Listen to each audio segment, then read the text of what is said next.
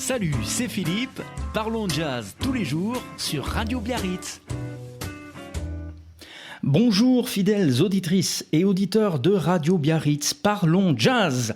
Et nous avons la chance et le plaisir avec Patrick aujourd'hui d'accueillir dans cette émission sur Radio Biarritz depuis Los Angeles, en duplex, la pianiste concertiste internationale et chanteuse de jazz Marina Pakowski, à l'occasion de la sortie de son premier album avec le label Summit Records qui s'intitule Inner Urge. Bonjour Marina et bonsoir Patrick. Bonjour Philippe. Bonjour Philippe, bonjour Patrick. Merci beaucoup de m'accueillir sur Radio Biarritz. Merci à vous Marina. Merci à toi et bonsoir. On peut se tutoyer peut-être parce que dans la vie, effectivement, nous tutoyons si tu le permets. Alors, nous sommes... Avec grand plaisir. Merci encore Marina. Alors avec toi ce soir, nous sommes en direct depuis la Californie du Sud parce que tu vis à Los Angeles, mais en fait tu es d'ici, de la côte basque, c'est bien ça ? Exactement, je suis née à Biarritz, où j'ai vécu la grande partie de ma vie, travaillé à Bayonne, et je me suis expatriée il y a quelques années pour la grande aventure à Los Angeles.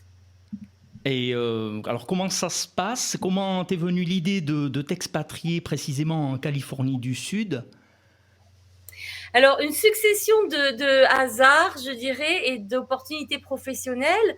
J'ai eu l'occasion d'être appelée pour accompagner dans une grande convention internationale de contrebassistes aux États-Unis. Donc, je l'ai fait plusieurs fois. Première fois, c'était à San Francisco, ensuite à Rochester. Et une autre fois en Colorado. Et lors de cette convention, un des contrebassistes m'a demandé de jouer pour un concert un mois plus tard à Los Angeles. Il m'a donc installée dans sa famille à Los Angeles pour un mois. Et c'est comme ça que j'ai pu un peu visiter et puis que j'ai eu le coup de foudre pour la Californie. En même temps, ça m'a rappelé un peu Biarritz par le climat, aussi du fait qu'il y a beaucoup de cultures mélangées, voilà, donc c'est super, ça parle espagnol, anglais, tout ça, voilà. Et donc l'idée m'est venue de demander un congé sabbatique et de m'expatrier, voilà. Parce qu'on peut le dire, tu es né, je crois, tu es né à Biarritz même. Oui, exactement, tu es une vraie Biarrotte. Oui. Une vraie Biarrotte, exactement. Et ça a été facile de s'adapter dans la Californie du Sud au niveau de ta vie personnelle. Oui, alors bon, j'ai eu un petit peu la chance des débutants, n'est-ce pas, d'après le livre de Monsieur Coelho qui parle de la chance des débutants. Donc au début, en fait, j'ai eu la chance de rencontrer très vite des personnes de la communauté du cabaret, voilà. Et donc, de fil en aiguille, j'ai pu construire certaines amitiés et avoir accès à plus de scènes jazz, voilà. Donc, je dirais que ça a été assez facile dans cet aspect-là. Et ensuite, bien sûr, oui, il y a tout le quotidien de la vie aux États-Unis, où là, ça demandait un peu plus de travail, se loger, trouver des opportunités pour travailler, gagner sa vie, bien sûr. Voilà. Mais sinon, je dirais que ça a été une trajectoire assez continue dans le fait de rencontrer des musiciens que j'admire, de créer une équipe avec eux, voilà. Donc, excusez-moi pour mon français aujourd'hui, j'ai tellement l'habitude de parler en anglais 24 heures sur 24 que je cherche mes mots un petit peu. Ça va aller mieux. Patrick qui est avec nous aussi ce soir, une petite question pour Marina aussi. Ben, je reste moi ébahi par autant de fraîcheur parce que franchement, tu viens de temps en temps sur Biarritz et c'est vrai que j'ai eu la chance d'avoir ta visite au studio de Radio Biarritz. Absolument, Voilà. c'était une rencontre magnifique et voilà, et puis de se retrouver quelques minutes plus tard dans ton studio, enregistrer un jingle, c'était vraiment super. Oui, on s'est bien amusé. Et alors, Los Angeles, en fait, du coup, est-ce que comment une fille en fait du Pays Basque qui est née dans une petite ville de 26 000 habitants te retrouver à Los Angeles, est-ce que tu as trouvé des repères? Est-ce que tu t'es mis en relation avec la communauté des Basques à Los Angeles? C'est une très bonne question. Alors, mon idée était de me mettre en rapport avec la communauté basque, mais je me suis aperçue très vite qu'il faut vraiment parler basque pour faire partie de la communauté. Et aussi, Carrément. ce dont je ne me rendais pas compte au début, c'est que les distances dans Los Angeles sont énormes. Donc, beaucoup de communautés sont, par exemple, à 1h30 de route de là où moi j'habite. Donc, en fait, en fin de compte, je ne me suis jamais vraiment rapprochée ni des communautés françaises, ni des communautés basques. Alors, il n'y a pas de pour et de contre là-dedans, c'était simplement, ça s'est fait comme ça. Ah oui. L'avantage, évidemment, c'est que j'ai été tout de suite obligée de m'imprégner vraiment dans la culture américaine, de parler anglais tout le temps, tout de suite, de me débrouiller comme ça. Oui, au début, c'est très impressionnant, c'est parfois effrayant. J'habite sur Sunset Boulevard, donc ne serait-ce que Sunset Boulevard, c'est énorme. Et quand je rentre à Biarritz et que je conduis dans les petites rues, ça me paraît très... voilà, la différence est flagrante. Et oui, au début, j'avais tendance à me balader dans la rue un petit peu comme un chat, vraiment mettre une patte après l'autre, voilà, arpenter une rue, ensuite le lendemain aller un petit peu plus loin, etc., etc. Ensuite les Uber. Donc oui, c'est impressionnant. J'ai eu beaucoup de chance. Je crois aussi que quand on va dans une grande ville comme ça pour tenter l'aventure, il faut avoir de l'audace et sortir. Et donc c'est ce que j'ai fait. Je suis allée dans les jam sessions, dans ce qui s'appelle open mic, où ce sont en fait des lieux où chacun peut avoir l'opportunité de chanter une chanson ou de jouer quelque chose. Donc, ce sont des showcases et j'ai passé beaucoup de temps à aller là-bas et voilà, me coucher à des heures impossibles parce que c'est assez tard que ces choses-là commencent en général. Mais grâce à cela, assez rapidement, j'ai pu me faire remarqué par certains musiciens, bâtir des équipes pour jouer ensemble. Je me suis fait appeler pour des concerts, des gigs, comme ils disent. Et petit à petit, donc je me suis construit un petit peu un réseau.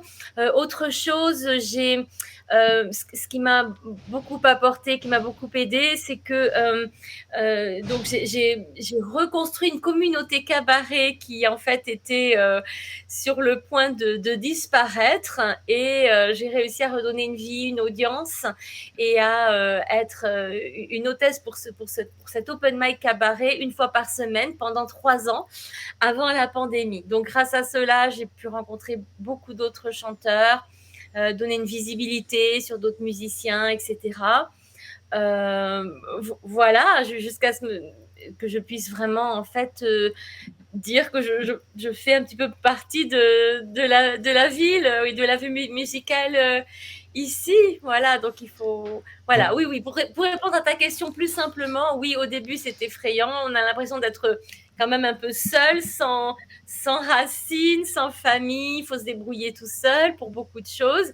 Mais si on a suffisamment d'audace, sortir et voilà, et qu'on croit à ce qu'on fait, bon, et bien les gens vont venir vers vous, vous remarquer, et puis donc c'est plus facile de construire quelque chose. Oui. Bon, ben c'est gentil de nous avoir fait rêver un petit peu. Je vais passer la parole à Philippe qui va t'interroger sur ton nouvel album Inner Groove. Inner Urge. Urge. Je sais pas pourquoi j'ai dit groove. Urge. Alors Inner Urge. Et voilà, je te laisse la main, Philippe. Inner Urge en français. Urge. Inner Urge en français. Inner Urge, on dirait. Inner Urge. Inner Urge. C'est pour ça que c'est mon accent qui m'a trompé. Merci Patrick. Oui, Marina.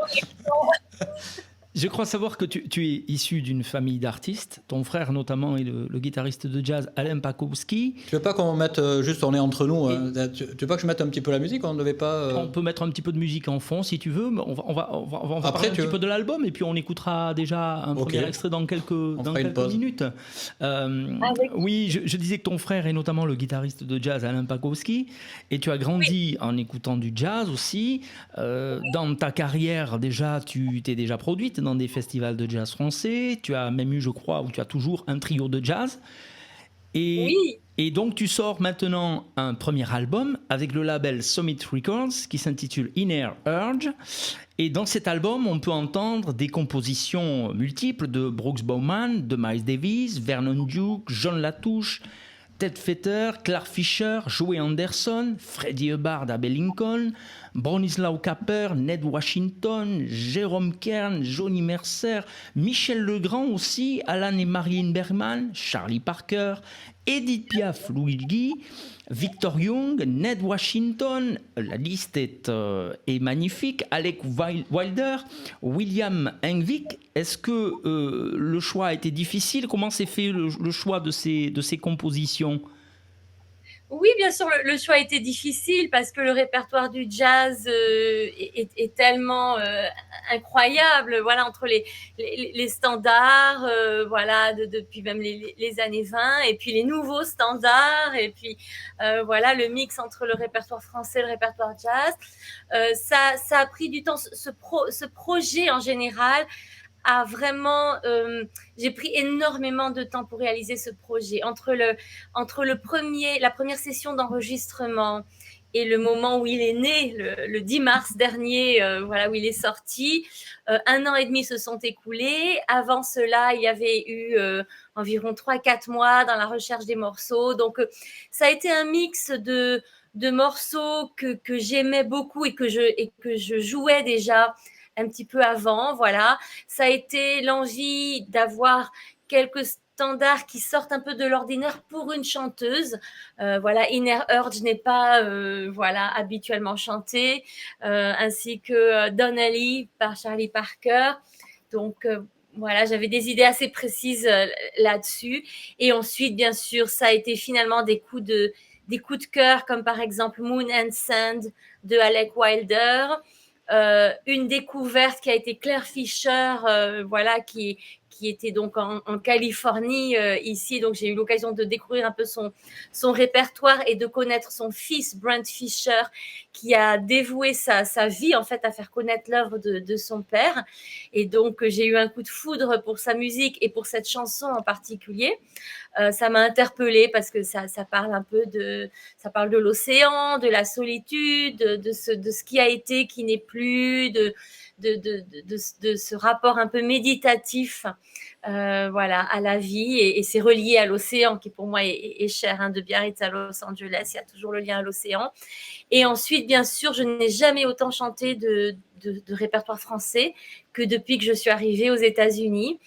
Et donc, ça m'a donné l'occasion de redécouvrir en fait des chansons qui paraissent très clichés et standards, mais en fait, qui sont devenus des standards parce qu'ils ont des mélodies magnifiques, comme La vie en rose, c'est une mélodie absolument magnifique. Que vas-tu faire le reste de ta vie? What are you doing the rest of your life? Mélodie absolument incroyable.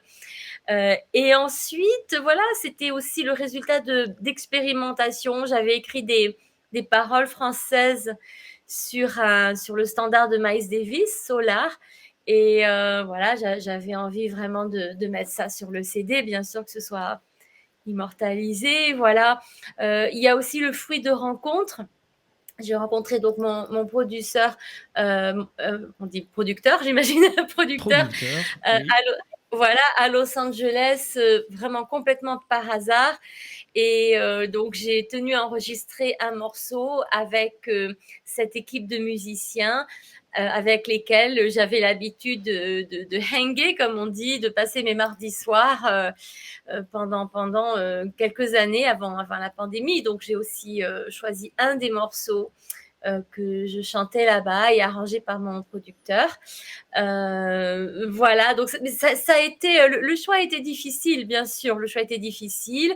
On s'est arrêté sur ces 13 chansons avec un peu ce qui fait ma personnalité, le scat, donc Joe Henderson, Charlie Parker, le répertoire français, des standards, voilà, un mix un peu de tout ce que j'aime, voilà, en choisissant chaque morceau de ce répertoire, du répertoire français, bop, et vraiment mainstream jazz comme I'm Old Fashioned et des chansons comme ça.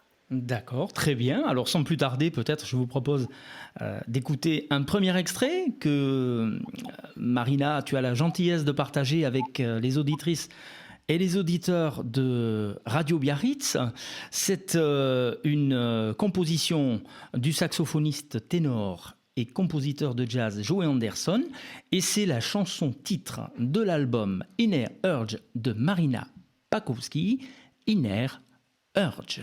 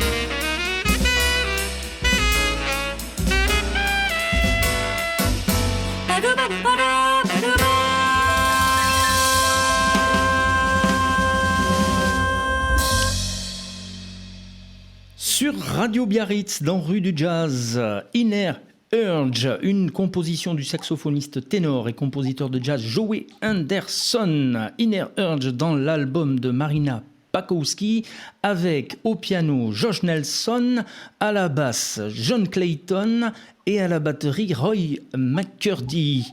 Marina, vous êtes avec nous, je le rappelle, en duplex depuis Los Angeles. Merci d'avoir accepté notre invitation. Vous êtes là, Marina? Avec grand plaisir. Oui, je suis là. Merci beaucoup de m'avoir invitée. Merci beaucoup, Philippe, Patrick. J'adore cette initiative de Radio Biarritz. C'est vraiment super et c'est incroyable de me retrouver à Biarritz à 10 000 km de distance par l'intermédiaire de la radio. C'est génial. Merci Marina, c'est un grand plaisir, un honneur pour nous de te recevoir ce soir dans Rue du Jazz. Alors tu as enregistré cet album Inner Urge avec des sommités du jazz. Tu peux nous en parler ?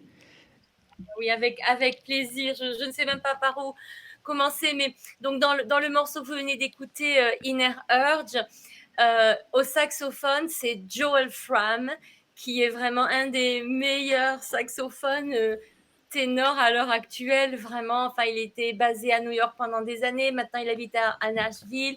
J'ai toujours rêvé de faire quelque chose avec lui.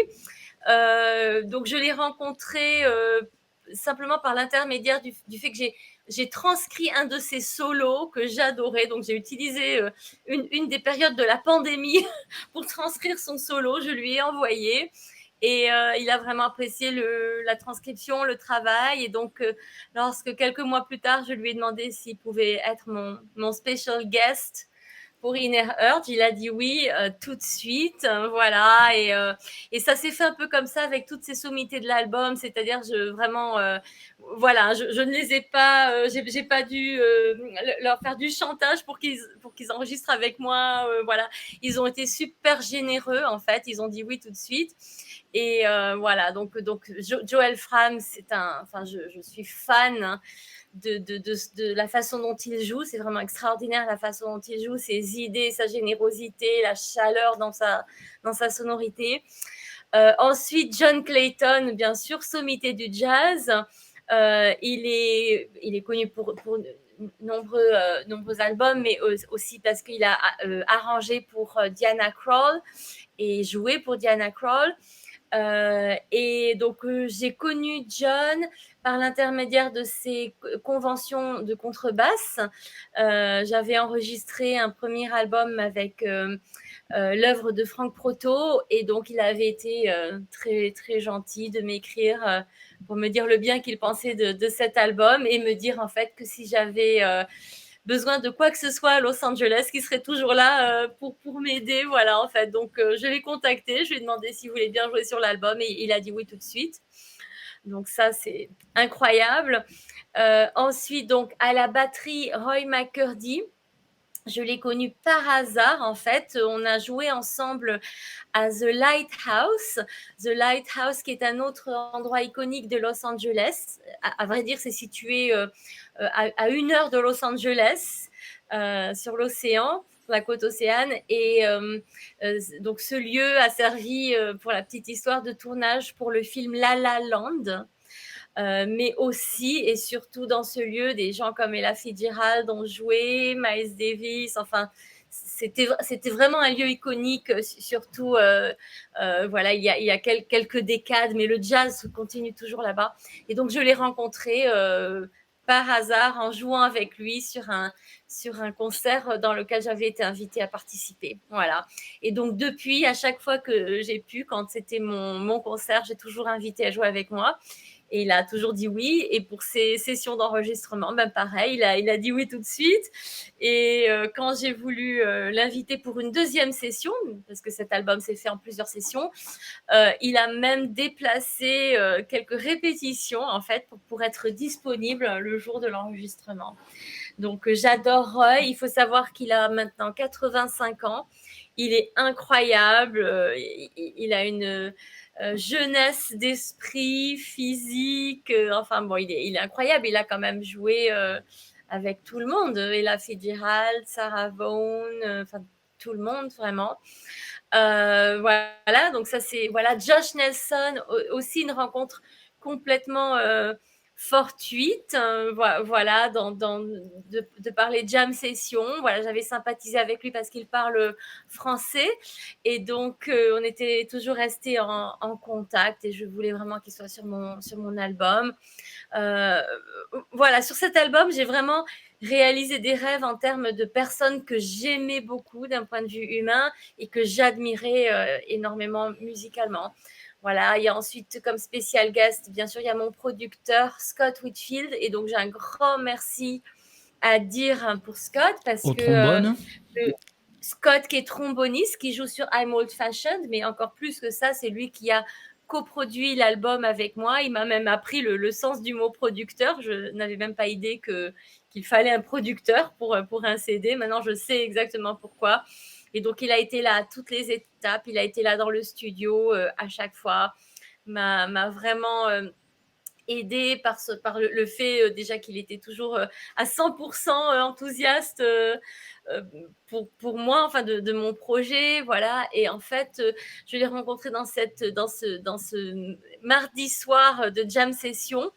Et quand je lui ai parlé du fait que j'aimerais bien enregistrer un album, tout de suite il m'a dit je vais être ton producteur. Et bien sûr, pas d'argent entre nous. Voilà, je veux juste t'aider parce que je crois que t'as vraiment un talent qui mérite d'être entendu. Voilà, enfin c'est ce qu'il m'a dit. Et donc il m'a vraiment aidé à toutes les étapes. Il a fait un travail énorme. Voilà, c'est lui qui a présenté mon projet sur le label Summit Records. Et donc ils ont aimé la musique et donc ils m'ont pris sur leur label. Donc voilà. Donc lui, il est un tromboniste incroyable. Premièrement, c'est vraiment quelqu'un qui est vraiment estimé par ses pairs et qui vraiment est un compositeur, conducteur, enfin chef d'orchestre, arrangeur incroyable et un tromboniste incroyable. Voilà. Ensuite, je voudrais dire un mot sur Carl Sanders qui joue dans le track numéro 11, Up Jump Spring. À la trompette. À la trompette, qui malheureusement est parti dans l'autre monde il y a un mois exactement de cela, et qui m'a fait l'honneur aussi d'être mon spécial guest. Encore mieux que ça, il voulait faire partie de l'album, et donc il a demandé à Scott Whitfield s'il pouvait participer. Donc bien sûr, c'était waouh, super tout de suite. Et c'est un génie de la trompette et de la musique. Enfin, c'est c'est quelqu'un qui a joué avec Phil Woods notamment et beaucoup d'autres. Voilà, il était sur tous les shows à Las Vegas. Donc lui aussi, c'est incroyable, voilà, de l'avoir rencontré complètement par hasard. Et puis on a eu une affinité musicale et aussi de relation. Il est un peu fou, enfin il était un peu toujours tout fou. Il adorait skater, il adorait vraiment, il est toujours dans les extrêmes, et j'adorais cette gentille folie en lui, voilà. Il y a ensuite Ricky Woodard que j'ai rencontré aussi dans ses jam sessions le mardi. voilà, qui a joué avec Ray Charles. Et bon, pareil, il y avait toujours affinité. Donc, c'est encore des gens qui ont, voilà, qui ont voulu être sur l'album, qui n'ont pas demandé un sou pour ça, qui voulaient juste aider et être sur l'album. Donc, ça, c'est quand même incroyable, hein, aussi la chance que j'ai eue pour ça. Voilà, il y a beaucoup de spécial guests parce que Nolan voilà, Shahid aussi au bugle, je crois. Nolan Shahid au bugle, exactement, qui fait une version magnifique dans La Vie en rose, un solo magnifique de Nolan. Donc c'est chez lui qu'on a enregistré l'album et toutes ces sessions étaient toujours ponctuées par ses rires, par sa bonne humeur. Enfin, c'est quelqu'un d'extraordinaire. Et c'est aussi quelqu'un qui a fait partie de l'orchestre de Basie quand il était tout jeune, quand il est rentré chez Basie. Il a décidé à un moment donné d'arrêter parce qu'il n'était pas assez bien payé. C'est ce qu'il nous a dit, que Basie c'était super mais la paye n'était pas géniale. Et il a eu le coup de fil par Stevie Wonder et Marvin Gaye. Donc en fait il a joué avec ces géants de la musique et fait une carrière incroyable, voilà. Et ensuite il a bâti son studio d'enregistrement, donc lui aussi. Il y a Bevan Manson aussi sur 2 tracks, donc c'est un pianiste pareil que j'ai rencontré dans une jam session. Je chantais Donnelly de Charlie Parker, et donc la semaine suivante j'étais invitée à enregistrer pour son album à lui, voilà. Et donc je lui ai retourné la faveur. Ainsi que ensuite, Marc Massé. John Mayer. Marc Massy, voilà, aussi quelqu'un qui a joué avec Freddie Hubbard, qui a joué avec les plus grands. Donc lui, il joue sur La Vie en rose, il joue sur Donnelly. Voilà, merveilleux pianiste, pareil, rencontré par hasard. Donc toutes ces personnes m'avaient entendu, bien sûr, chanter dans ces jam sessions. Donc voilà, donc Peter Erskine aussi. Peter Erskine aussi à la batterie. J'allais oublier cette star de la batterie, voilà, exactement. Donc lui, pareil. Alors lui, en fait, c'est même encore plus incroyable. Je ne l'avais jamais rencontré. Donc c'est mon producteur Scott qui lui a envoyé en fait la musique qu'on avait déjà enregistrée. Et en fait, apparemment, ça l'a séduit. Et puis, il avait envie de faire partie de l'aventure. Il savait qu'il y avait John Clayton aussi, Larry Kunz, incroyable guitariste que j'ai la chance d'avoir sur l'album aussi. Et donc, voilà, il a accepté de participer. Et je crois, et aussi John Mayer. Je pense que c'est le dernier special guest. Donc, John Mayer, pareil. Je l'ai rencontré dans une de ses jam sessions. Il m'a entendu chanter. Il m'a dit si un jour tu as un projet, appelle-moi. Voilà. Donc, ouais, bien sûr, je l'ai appelé. Il a accompagné Sarah Vaughan pendant 2 ans, je crois. Il a aussi fait des arrangements et joué pour le Manhattan Transfer. Si ma connaissance est correcte. Voilà. Et c'est un pianiste qui a maintenant 85 ans. Qui a un toucher et un jeu. Enfin, il est très inspiré par Bill Evans. Donc, son jeu est une merveille.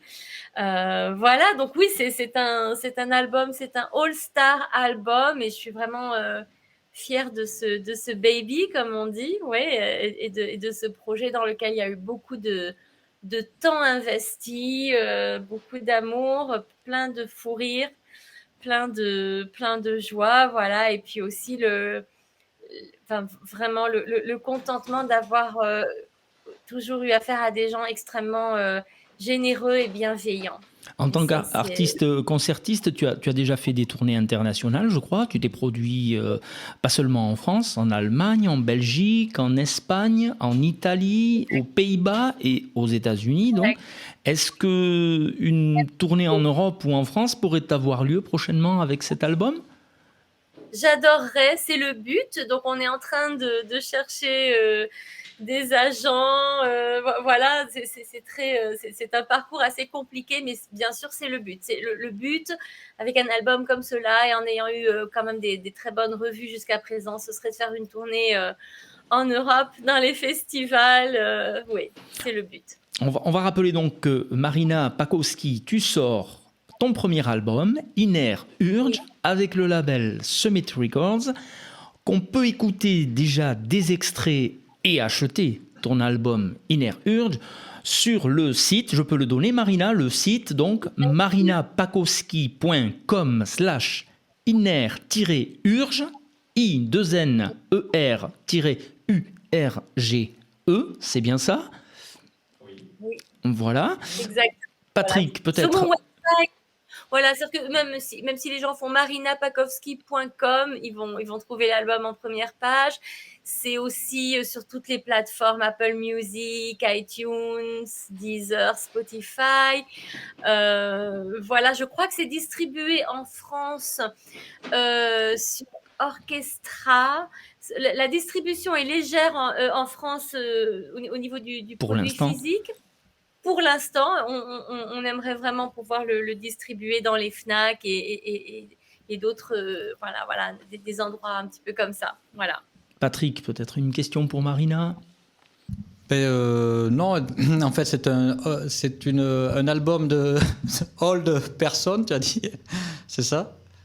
All Stars. All Stars, pardon, mais c'est quand même un bébé, donc c'est une renaissance, on va dire, pour ces All Stars, ou une naissance, parce qu'ils sont encore, c'est encore des vedettes chez eux, je suppose, qui se produisent toujours. Tout à fait. Ah oui, tout à fait. Tout à fait, bien sûr. Et sur l'album, voilà, il y a un peu tous les âges sont représentés. Hein. Josh Nelson, un jeune pianiste, Mike Gouroula, que j'ai oublié de citer à la contrebasse, qui est sur 3 tracks aussi.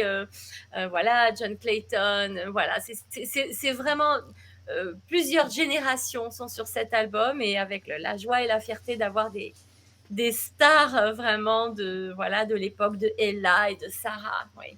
Est-ce que tu as prévu de graver un vinyle? Alors, non, pas encore, pour dire la vérité, mais pourquoi pas? Ce serait formidable, ce serait une continuation, voilà, une renaissance pour ce baby, pourquoi pas? Une bonne idée, excellente idée. Parce que là, À suivre. là, on peut se procurer l'album sur ton site internet. Comment ça se passe? Oui, voilà, il est downloadable, c'est-à-dire que les gens peuvent le downloader, le télécharger, pardon, partout dans le monde. Voilà. Le produit physique, je peux l'envoyer depuis ici. Voilà. Aux États-Unis, c'est plus facile, mais je peux l'envoyer. Je pense que les gens peuvent se le procurer aussi par Orchestra en France. C'est ce qui m'a été dit au niveau de la distribution française. Voilà, je peux même vérifier. Je crois que j'ai noté ça quelque part, mais je n'en suis pas sûre. Donc, je ne vais pas dire de bêtises. Voyons. Non, je ne sais pas. Je sais qu'il est distribué par Orchestra en France pour le moment. Voilà, et je serai là aussi cet été. Donc, j'amènerai quelques CD dans ma suitcase, dans ma valise. Et j'espère que d'ici là, il sera distribué peut-être plus globalement dans les FNAC. Ce serait merveilleux. Voilà, je dois trouver les contacts pour ça. Si vous avez un tuyau, voilà. On essaiera de trouver des tuyaux. Et par contre, j'espère que tu pourras nous offrir un ou deux albums à faire gagner sur Radio Biarritz. Hein? Avec plaisir. Dès que j'arrive, dès que je pose mes petits petons sur le sol biarro, voilà, j'aurai quelques CD dans mes valises à donner. Et bien sûr, Radio Biarritz aura son CD, ses CD. Voilà, on est hyper contents. Merci beaucoup. Encore merci à toi, Marina. Alors, à peut-être bientôt donc sur la côte basque. Absolument. Merci beaucoup, Philippe. Merci beaucoup, Patrick. Avec grand plaisir. Je vais aussi remercier Patrick qui réalisait cette émission. Alors là, j'arrête juste. Alors, Philippe a disparu de l'image parce que j'ai une panne de téléphone et j'ai les caméras qui sont connectées. Il n'y a pas de souci. Par contre, on me voit moi, c'est l'essentiel. C'est pas bien grave. L'essentiel, c'est qu'on voit l'album de Marina, Innerurge, qui est donc sorti ce mois-ci. Et on t'embrasse, Marina, très fort. Les amis, on vous embrasse aussi. On va écouter quelque chose. Très vite. Et on vous dit à très vite aussi pour parler jazz sur Radio Biarritz. Oui, on va terminer cette émission avec donc une composition. Une composition du pianiste, claviériste, compositeur, arrangeur et chef d'orchestre de jazz Clark Fisher, qui nous a quittés en janvier 2012 et qui s'intitule Pensativa. Et nous quittez pas.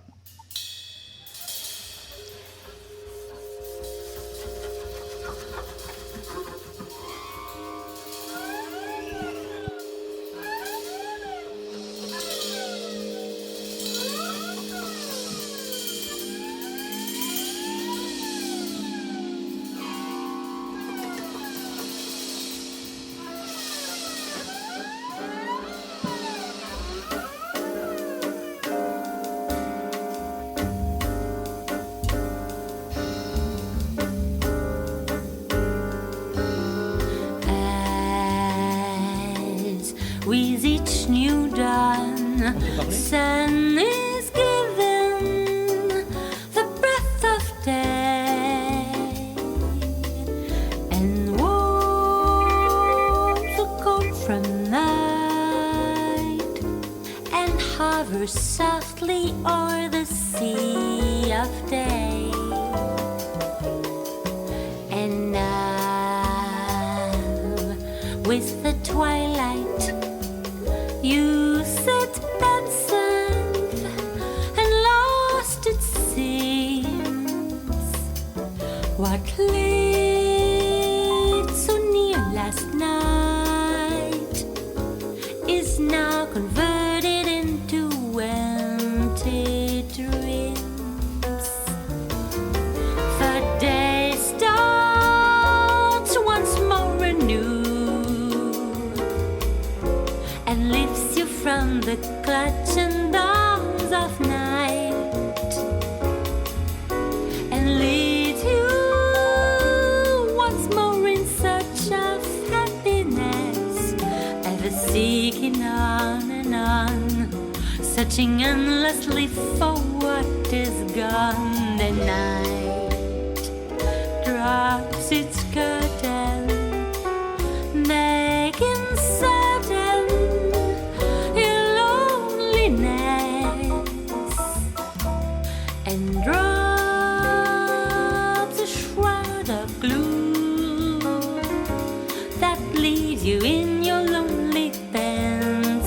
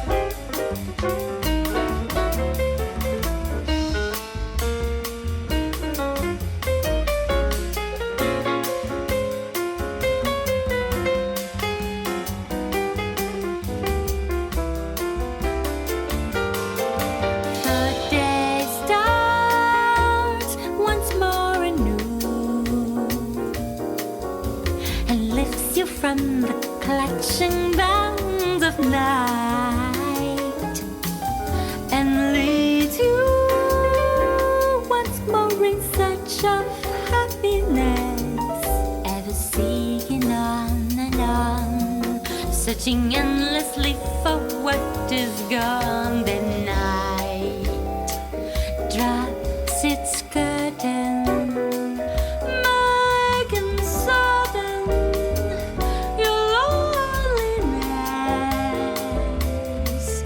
and drop the shroud of gloom that leaves you in your lonely pensiveness.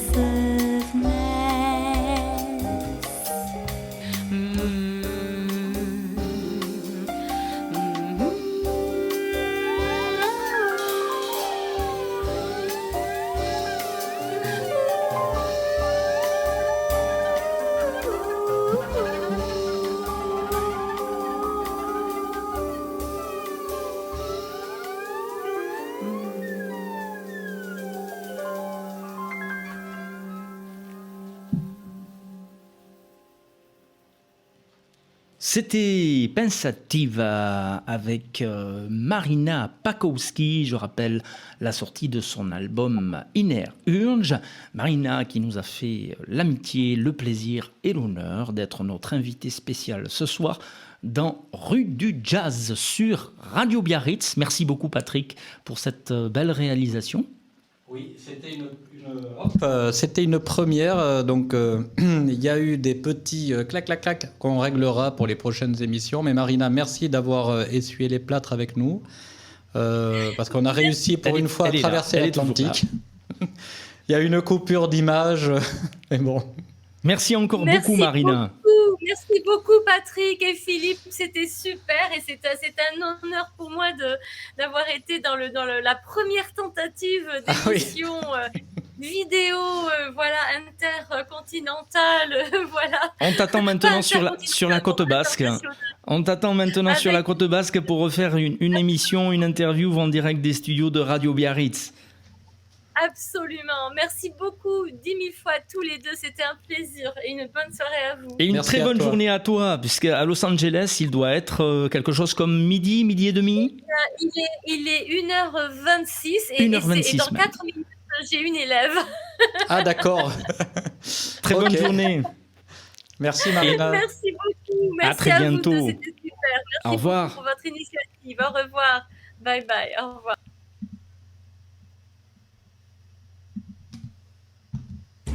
Salut, c'est Philippe. Parlons jazz tous les jours sur Radio Biarritz.